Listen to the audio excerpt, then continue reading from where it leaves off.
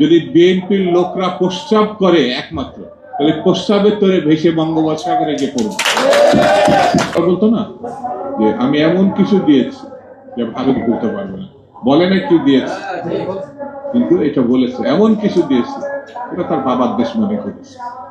এটা তো এই দেশের জনগণের দেশ, এই দেশের মানুষের রক্ত অর্জিত মুক্তিযুদ্ধের মধ্যে দিয়ে দেশ স্বাধীন হয়েছে। তাহলে পরে এটা কেন হবে, কেন আমাদের মানতে হবে? বন্ধুরা, আরেকটা নতুন পরিস্থিতি, ভারতের যেমন প্রতিহিংসা রাজনীতি, আওয়ামী লীগের যেমন শাসনকালে প্রতিহিংসা রাজনীতি, এখনো আমরা সেই প্রতিহিংসা রাজনীতি দেখছি।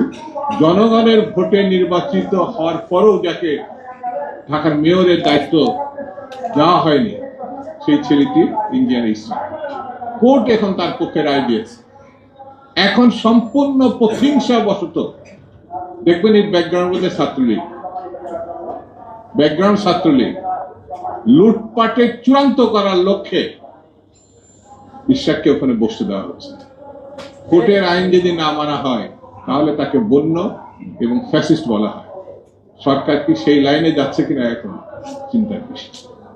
আমি বেশি কথা বলবো না, আরেকটা আওয়ালই বলবো, এতই ছোট যে এগুলো আওয়ালের মতো কথা বলছে যে আওয়ামী লীগের কাছ থেকে টাকা নিয়ে বিএনপি রাজনীতি করে। বাবা, বিএনপি যখন রাজনীতি করছে তোমার বাপেরও জন্ম হয় না, তোমার তো জন্ম হয়নি। বিএনপি কি দেখছো? বিএনপি যখন রাজনীতি শুরু করছে, বাংলাদেশে কৃষকের, শ্রমিকের, মেহনতি মানুষের উন্নয়নের নেতৃত্ব দিয়েছে শহীদ জিয়া রহমান। হয়েছিল বাবা? কথা বলার আগে একটু চিন্তা করবা, কথা বলার আগে একটু ভাববা। আমরা ভেবেছিলাম তোমরা জাতীয় রাজনীতিতে এসে একটা কিছু হবা, কিন্তু আবালের মতো কথা বললে পরে তোমাদের সম্বন্ধে মানুষের ধারণাটা কোথায় যাচ্ছে একটু ভেবে চিন্তা।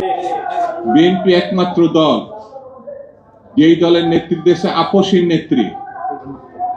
নেত্রী যার মৃত্যু হতে পারত, 6 বছর জেলের মধ্যে সাজা খাটছে। তুমি কইছিলা বাবজন?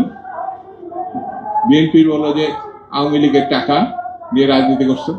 যদি বিএনপির লোকরা প্রস্তাব করে একমাত্র, তাহলে প্রস্তাবের তোরে ভেসে বঙ্গোপসাগরে গিয়ে পড়বে। সবকিছু একটা সীমা থাকতে হবে। এমন কোন কথা বলবো না যে কথার দায়িত্ব নিতে পারবো না। বিএনপি সম্বন্ধে যে অভিযোগ করছে, সেই অভিযোগের জবাব যদি বিএনপি শুধু থুতু ফেলে, সেই থুতুর মধ্যে তোমার খুঁজে পাওয়া যাবে। সেই জন্য আমি বলবো, হিসাব করে কথা বলা, হিসাব করে চলা, আর গণতান্ত্রিক রীতিনীতি মানা। এটি যদি ব্যর্থ হও তাহলে ফ্যাসিস্টদের তুমি একজন হিসাবে নিজেকে চিহ্নিত করো। এই ধরনের প্রতিহিংসামূলক দৃষ্টিভঙ্গি নিয়ে রাজনীতি করা ঠিক হবে। সেই জন্য বন্ধুরা, আমি বেশি সময় আপনাদের দেব না, শুধু এতটুকু বলি, দেশ যেদিকে যাচ্ছে সেখানে সন্দেহ বিশ্বাস বাড়ছে।